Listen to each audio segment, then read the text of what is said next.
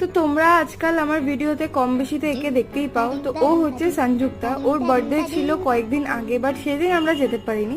তাই প্ল্যান করে একদিন ওর বাড়িতে গেলাম, দেন ওকে একটা ছোট্ট সারপ্রাইজ দিলাম, যেটাতে ও খুব খুশি হয়েছিল। এক্সাইটমেন্টের চোটে ও মোম না নিভিয়ে কেক কেটে ফেলেছে, বাট আমি আরো এক্সাইটেড হয়ে স্পার্কেলটা না জ্বালিয়ে ওকে বলেছি কেক কাট। তো এই হচ্ছে গিয়ে আমরা।